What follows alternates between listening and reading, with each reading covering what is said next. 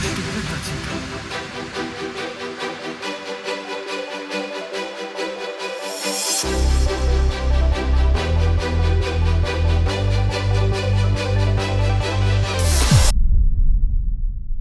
Yo la team, on commence cette petite semaine tranquillement. On est lundi, j'ai décidé que les lundis ça allait être les journées off. Journées de repos complet même par rapport au sport, même par rapport au taf. Comme ça va me permettre de mettre les séances d'intensité le mardi, le vendredi et les sorties longues le dimanche. Comme ça au moins si je veux mettre le renforcement musculaire, je pourrais le mettre le mercredi et j'aurai toujours 24 heures de repos quand même pour la deuxième séance d'intensité. On en profite pour aller promener le monstre que je vais essayer de vous filmer, de vous cadrer parce que quand il est en promenade, il est trop excité. Anton, on y va? On y va? On y va? Allez, t'es prêt? Oui. Allez, go! Allez. Allez. Tu cours. Allez.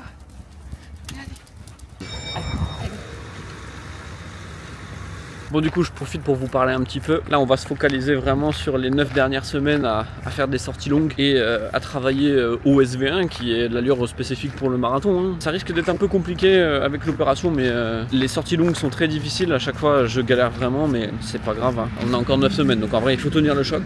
Donc ouais, je profite de la promenade aussi pour vous dire un peu le programme de la semaine. Il nous reste 9 semaines pour le marathon de Valence donc là ça va être l'heure de vraiment être ultra spécifique. On va beaucoup faire de sorties longues et de SV1.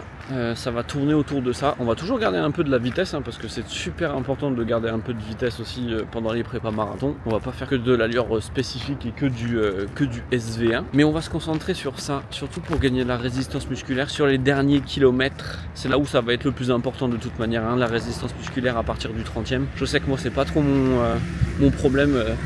Le cardio, j'arrive à tenir un cardio vraiment extrêmement haut. Le semi-marathon, je le cours à 189 BPM de moyenne tout du long. Donc dites-moi dans les commentaires qu'est-ce que vous êtes en train de préparer. Parce que ça m'intéresse beaucoup. Ça m'intéresse beaucoup parce qu'en fait, avoir des gens qui préparent la même course que soi ou même un semi-marathon ou en tout cas qui se challenge, ça réconforte. Type quand je cours, je pense à ça. Je pense à tout le monde sur Insta et tout qui sont en train de préparer une course en même temps et ça aide. Ça aide à faire passer la pilule. C'est beaucoup plus facile. Et mis à part ça, le parc de Saint-Ouen est pas trop dégueu. Hein, mais c'est vraiment sympathique. C'est tout mims.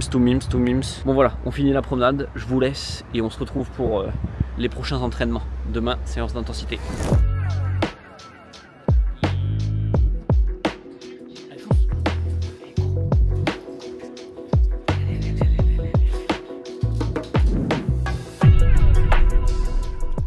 Mardi 24 septembre. Je suis excité par cette séance parce que ça va faire un petit peu de vitesse. On va faire 4x400, 4x1000, 4x400. Un petit peu plus que le SP2. On va faire allure 10 km. Ça fait plaisir. Mettre un peu de vitesse dans une prépa marathon, c'est important parce que sinon c'est long. Donc là, 20 minutes d'échauffement et après on commence les reps. C'est toujours en plein milieu de la séance que tu te dis que ça va être impossible d'y arriver. C'est le combat à chaque fois pour se dire allez si, comme d'hab, ça va le faire. Voilà, je suis dead là-dessus. Je suis vraiment dead. Les séances de SV2 comme ça, avec un petit rappel, une petite pré-fatigue à VMA, ça fait vraiment mal aux jambes. Mais qu'est-ce que ça fait du bien. Petit retour au calme pour accélérer le processus de récupération. C'est hyper important pour dégager un petit peu tout le lactate et tout. Et puis redescendre tranquillement. Et après on continue sur la journée. Débriefing des coachés, préparation du live et création de contenu comme d'hab. Trop fier de moi là, ça fait du bien. Let's go. Donc théoriquement, tu es capable de le faire. Oui, théoriquement. Oui. Théoriquement. J'adore ça. Voilà. On verra. Bon, je vous reprends que maintenant la team. J'ai fait les débriefings des séances. Je me suis concentré vraiment sur rassurer tout le monde sur l'objectif, sur poser la stratégie de course de tout le monde qui commence à avoir des objectifs. Hein. Il y a le semi de Lyon la semaine prochaine. Il y a aussi des courses ce week-end et tout. Donc j'ai passé énormément de temps là-dessus. On va essayer de récupérer au maximum parce que demain on a 12 km d'endurance fondamentale le matin et 8 km le soir. Bon, c'est de l'endurance fondamentale. C'est juste pour avoir un petit peu de volume. Ça va me permettre d'augmenter un petit peu le volume kilométrique sur cette semaine sans avoir trop de fatigue. Plutôt content de la séance de ce matin, effectivement, quand j'y repense. La pluie, le vent, etc., c'est vraiment difficile, d'un point de vue mental, mais d'un point de vue physique. Hein. Le vent, c'est assez complexe quand tu te le prends de face. Mais c'est cool, c'est cool, c'est cool. Ça me permet un petit peu de reprendre confiance, ça c'est important. J'espère que toi aussi ça se passe bien. Dis-le moi dans les commentaires. Au niveau de la prépa et tout, comment ça se passe. Let's go, let's go, let's go. On lâche pas. Tu vois, il est 20h15. Je viens tout juste de finir ce petit appel. C'est vraiment ça qui est ultra gratifiant dans le coaching. Et c'est vraiment ça que j'essaye de transmettre en fait. Hein. C'est que quand t'es passionné et tout, c'est hyper important de transmettre et d'enseigner aux gens. Là, tu vois, par exemple, la personne avec qui j'étais en appel, j'étais pas forcément obligé, parce que c'était un appel de coaching pour une personne qui allait venir potentiellement en coaching, j'étais pas obligé de vraiment donner autant de conseils. Mais en fait, on s'en fiche. Le but, au final, c'est vraiment d'essayer d'aider au maximum tout le monde. Et puis, si cette personne-là veut venir en coaching, et je pense que ce sera le cas, bah tant mieux. Et si c'est pas le cas, bah tant pis. Moi, ça me va totalement. En fait, ça me fait tellement plaisir, ça m'émue, ça me touche énormément de voir que je peux aider les gens et que je peux essayer aussi d'apporter ma pierre à l'édifice quand les personnes peuvent se sentir un peu mieux dans leur peau, bien que je sois conscient qu'en fait, c'est eux qui s'entraînent, hein, donc moi, je suis personne. Hein. Mais de pouvoir aider les gens, c'est vraiment un truc... j'ai trop de chance. Trop de chance. On finit cette journée de mardi qui était bien costaud. On va manger. Je vous fais pas trop voir ce que je mange parce que là, j'ai pas trop le temps et puis même moi aussi, je vais me reposer un petit peu, je vais profiter de ma soirée. Et on se voit demain pour l'endurance fondamentale. Ciao la team. Mercredi matin, 8 km de récup. C'est hyper important de faire la récup pour les jambes et tout, avec les grosses séances d'intervalle la veille. Bon là il pleut comme tu peux le voir, donc séance de récup pour les jambes, mais séance mentale pour la tête. Hein. Allez, 12 km cet après-midi.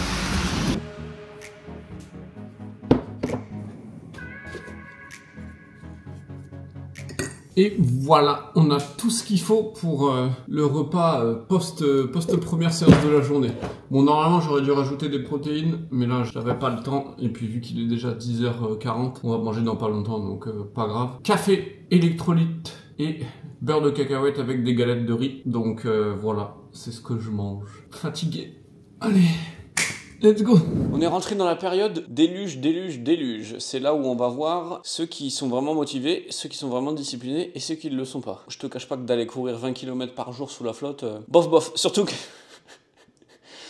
j'ai même plus d'imperméable, j'ai même plus de kawaii pour aller courir, donc je suis obligé de courir en t-shirt comme ça sous la pluie. Faut vraiment que j'aille m'en racheter un, j'espère que je vais pouvoir aller le racheter ce soir avant d'aller au resto. C'est pas grave, on se plaint pas. Quand il faisait trop chaud, on se plaignait, quand il pleut, on se plaint. Donc non.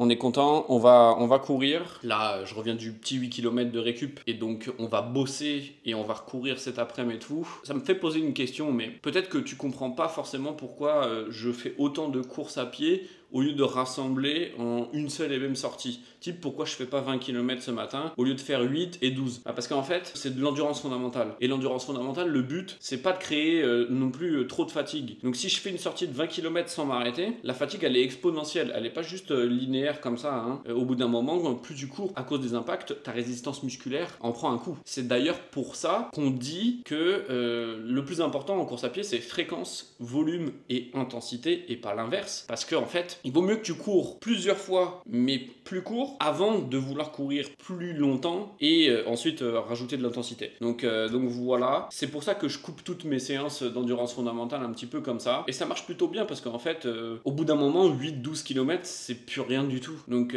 tu rentres, t'es même pas fatigué, tu repars, hop. C'est le moyen de cumuler du volume facilement. C'est pour ça que des fois, tu peux voir sur Strava ou même sur les réseaux, hein, des semaines, des gens qui font des semaines à 130, 160, 190 km. C'est énorme. Hein. Attention, c'est comme ça qu'ils font. Ils découpent beaucoup plus leurs sorties. Et en fait, vu qu'ils ont une allure d'endurance fondamentale qui est beaucoup plus rapide que la nôtre, type 4,20, 4,25, 4,30, ben en fait, une heure pour eux, c'est pas 12 km ou 10 km, c'est 14, 15. Bon, peut-être pas 15 non plus, faut pas abuser, là, faut vraiment être costaud, mais c'est comme ça qu'ils accumulent beaucoup plus de volume que nous. Et c'est pour ça qu'on peut pas accumuler autant de volume que eux. Parce que déjà, d'un point de vue emploi du temps, c'est pas possible. Et d'un point de vue résistance musculaire, adaptation physiologique, on n'est pas encore à leur niveau, donc si on fait ça, on se blesse. Donc voilà, je vais prendre mon café, je vais bosser, je te reprendrai peut-être dans l'après-midi pour t'expliquer un peu mon taf de coach. Déjà de une, pourquoi prendre un coach, et aussi qu'est-ce que je fais concrètement à quoi ça consiste de faire un taf de coach. Tu vas voir que c'est pas si facile que ça. C'est pas juste donner des séances en mode bon allez va courir 8 km en endurance fondamentale. Des fois c'est ça, hein, parce que bon. Mais il y a beaucoup de cheminement derrière, il y a énormément de choses à prendre en compte. Si ça t'intéresse, reste un petit peu, et cet après-midi, en espérant qu'il pleuve plus, je ferai mon 12 km. Allez, Ciao ciao. Bon la team, on va essayer de trouver un imperméable parce que j'en ai marre de prendre la flotte. Donc essayons de trouver ça.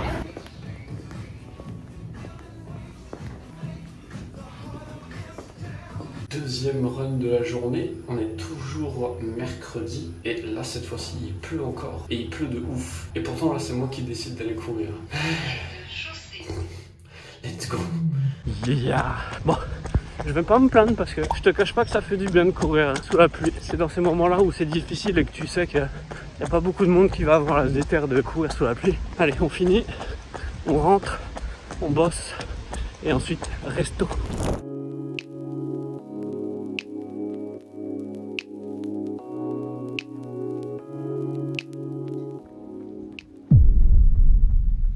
Yo la team, j'ai pas eu le temps de vous reprendre hier. Bon, faire 2 runs par jour, plus gérer tout le coaching, etc. C'est assez compliqué. Comme vous avez pu le voir, on a été au restaurant. Ça fait du bien. Ça fait du bien de couper un peu et juste d'avoir à réfléchir à manger, c'est tout. Je voulais vous prendre un petit peu pour vous parler un petit peu de ce que c'est le taf de coaching, en quoi ça consiste. Hein, parce que la plupart du temps, je me rends compte que les gens, en fait, ils sont en mode c'est hyper facile, il faut juste donner des séances de sport et c'est tout. Et en fait, pas du tout. Hein. Je prends un exemple tout bête. Mais j'ai plusieurs coachés qui font le semi de Lyon, qui sera le 6 octobre, donc pile poil le jour où cette vidéo sortira d'ailleurs. Et par exemple, je peux pas mettre les mêmes séances à tout le monde. C'est-à-dire que si je mets un 3x3000 mètres à 83-85% de VMA, pas tout le monde va réagir de la même manière. C'est-à-dire que il y a des gens qui vont mettre beaucoup plus de temps à récupérer et d'autres qui vont mettre beaucoup moins de temps à récupérer et donc on pourra enchaîner plus rapidement. Et c'est là où en fait le taf de coach est extrêmement gratifiant et extrêmement intéressant parce qu'en fait, quand bien même la théorie soit un peu la même pour tout le monde, entre guillemets, en gros l'endurance fondamentale c'est bénéfique pour tout le monde, la VMA c'est bénéfique pour tout le monde, etc. Dans les faits, dans la pratique, c'est pas du tout la même chose et il faut toujours fignoler, adapter le plan, rendre plus difficile, rendre plus facile, décaler les séances en fonction de ce qu'on veut faire. Il y a la mascotte qui est là. Viens dire bonjour. Oui.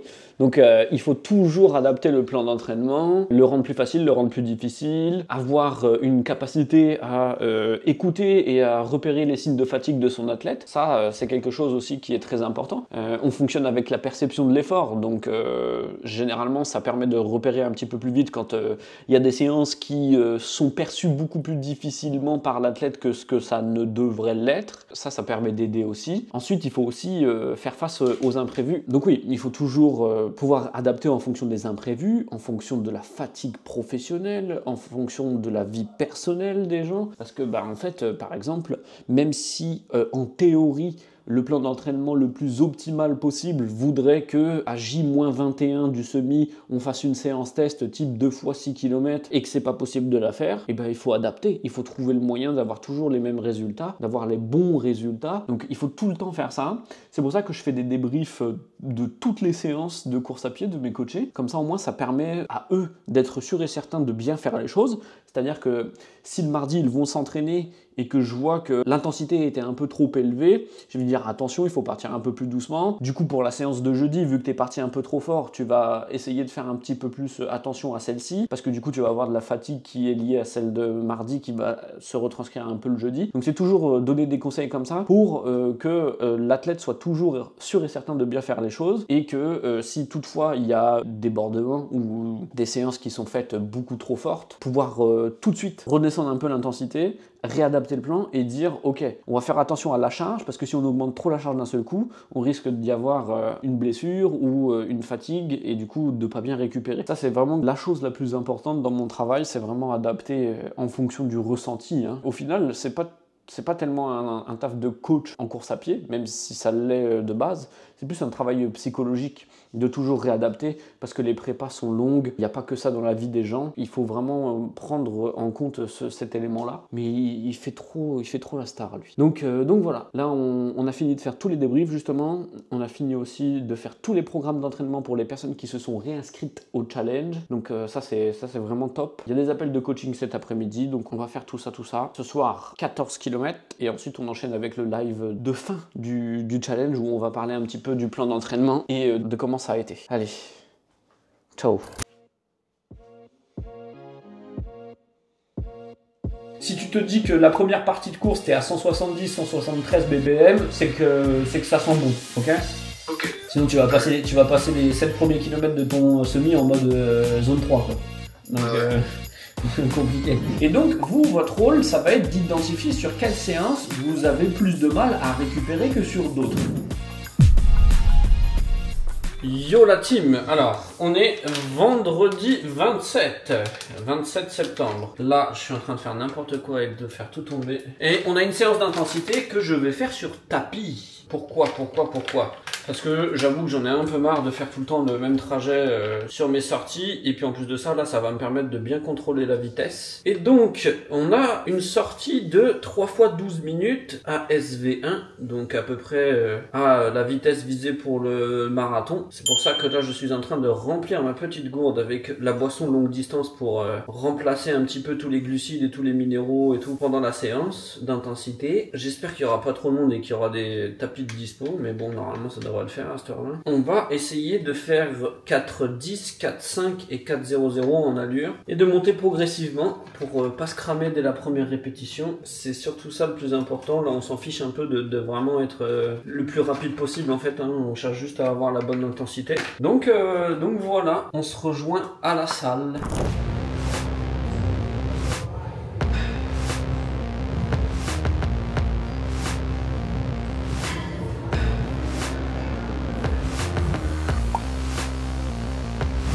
J'avais carrément oublié ce que c'était les séances sur tapis. Hein.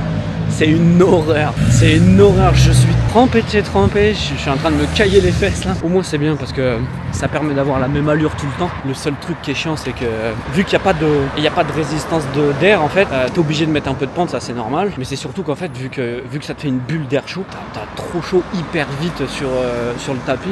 Et moi je résiste pas bien du tout à la chaleur, donc le cardio à chaque fois il explose. C'est assez frustrant parce que à chaque fois du coup je dois baisser un peu l'intensité, mais c'est pas grave, le taf il est fait, c'est déjà ça. Et c'est surtout un gros travail mental là-dedans. Hein. Et ça c'est vraiment hyper important. Hein. C'est même 80% surtout quand on fait du marathon. C'est hyper long, donc faut avoir le mental solide. D'ailleurs c'est exactement la majorité de mon travail. Hein. En fait en tant que coach, ok, mettre les plans d'entraînement comme je l'ai déjà dit, c'est pas si difficile que ça, mais par contre garder l'athlète motivé même quand il y a des coups de mou, même quand ça va pas, c'est ça le plus dur hein. Et c'est très psychologique. On rentre à la maison, on prend la douche et après on se grouille parce qu'il y a les appels avec les nouveaux coachés, donc on va regarder tout ça. J'ai aussi l'analyse des parcours à faire pour toutes celles et ceux qui font le semi de Lyon la semaine prochaine, et il y a Rouen aussi ce week-end, donc va falloir qu'on organise tout ça. Je crois bien qu'on est à 60-65 km et il reste 2 jours, donc il y a moyen de faire 90 km cette semaine, donc on va voir comment je récupère et on fera en fonction. Allez, salut la team.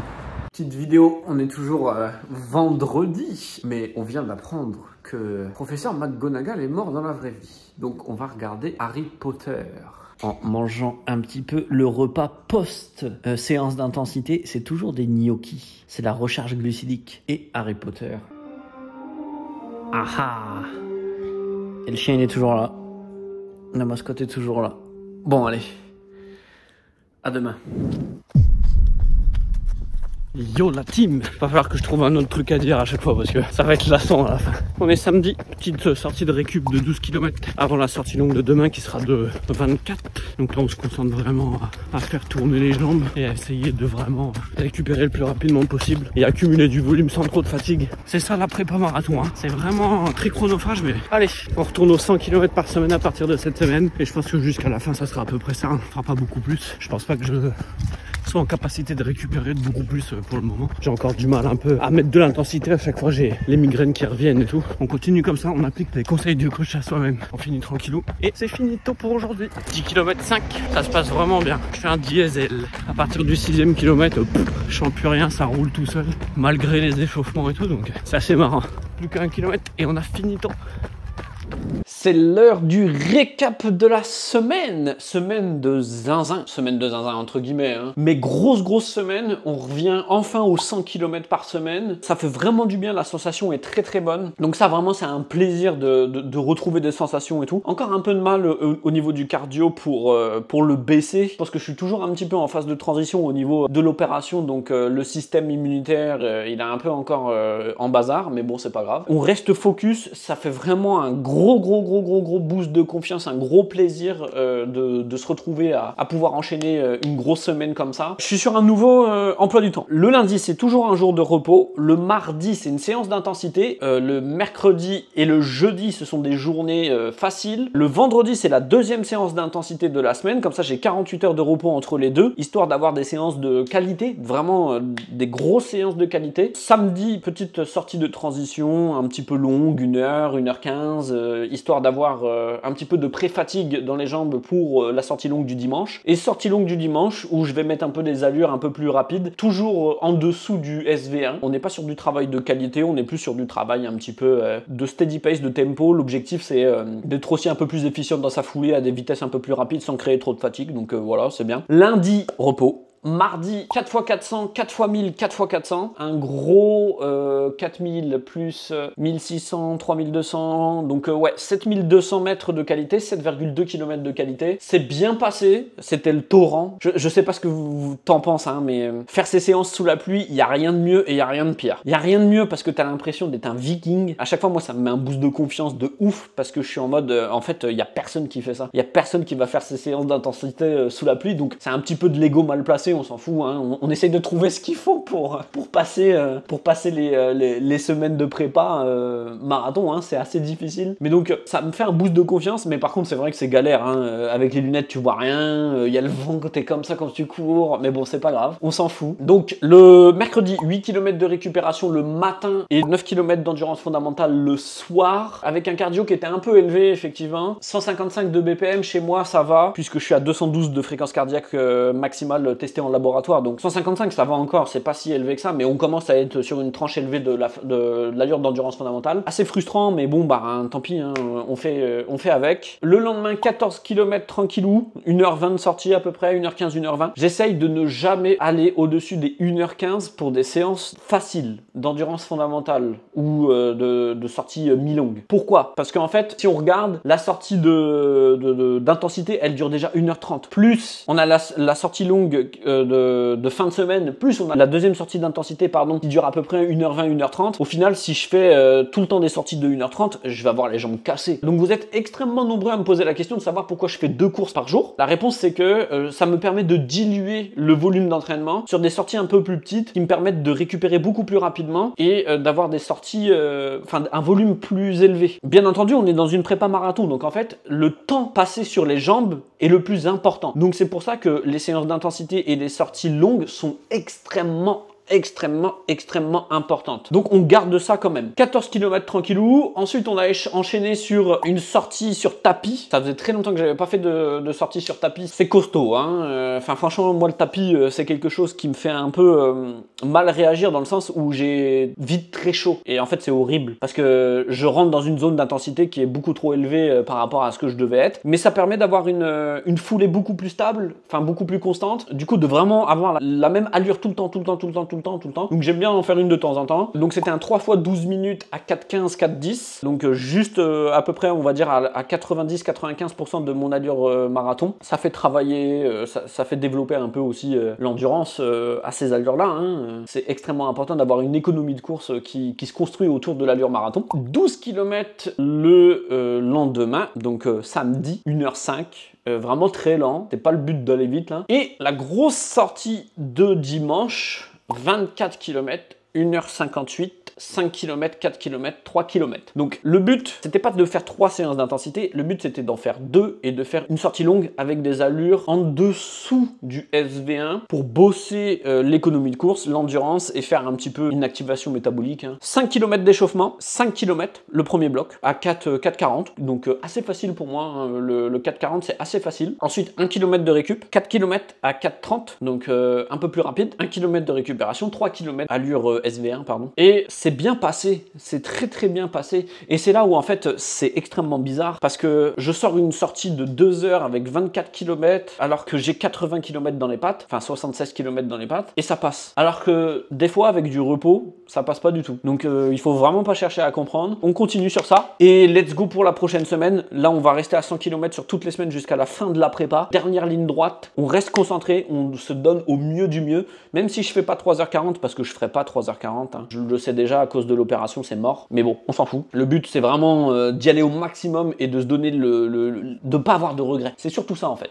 C'est de vraiment suivre le plan d'entraînement, de se donner à fond tous les jours. Tous les jours je me donne à fond, tous les jours je suis discipliné, j'y vais même quand j'ai pas envie, même quand il pleut, même quand il commence à faire froid et tout, c'est une horreur. J'y vais quand même. Je te souhaite un bon courage à toi aussi. Mets un petit like sur cette vidéo, ça aide énormément la chaîne. Abonne-toi si tu veux suivre les prochains vlogs jusqu'à la fin de la prépa pour le marathon de Valence. Ça me fait extrêmement plaisir de faire ce format long qui me permet un peu plus de vous parler, de vous partager la prépa et de vous faire voir que en fait c'est pas parce que moi je suis coach, c'est pas parce que j'ai 100 000 abonnés sur Instagram que la vie elle est facile au niveau de la prépa. Ça serait trop bien, ça serait vraiment trop bien. Plus t'as d'abonnés et plus c'est facile de courir, ça serait trop bien. Mais ça marche pas comme ça. Donc on est dans le même bateau, on est vraiment dans le même bateau. Simplement arrêtez de vous comparer à moi ou à d'autres personnes. C'est pas parce que moi je cours 100 km par semaine que vous êtes moins élevé dans l'échelle de la hiérarchie du coureur. On s'en tape complètement. On est vraiment dans le même bateau. Je me considère exactement dans le même bateau que vous. Limite, je me considère un tout petit peu plus chanceux que vous parce que je peux me permettre de courir plus. Donc automatiquement, vu que j'ai plus de volume, c'est un peu plus facile pour moi de faire des sorties longues et de pas être fatigué. Courage tout le monde. On se tient la main. On se dit rendez-vous la semaine prochaine. Et pendant ce temps-là, rendez-vous sur Instagram. Bon courage. Lâchez pas. C'est pas parce qu'une séance est naze que toute la prépa est à mettre à la poubelle. Donc courage et on se voit la semaine prochaine.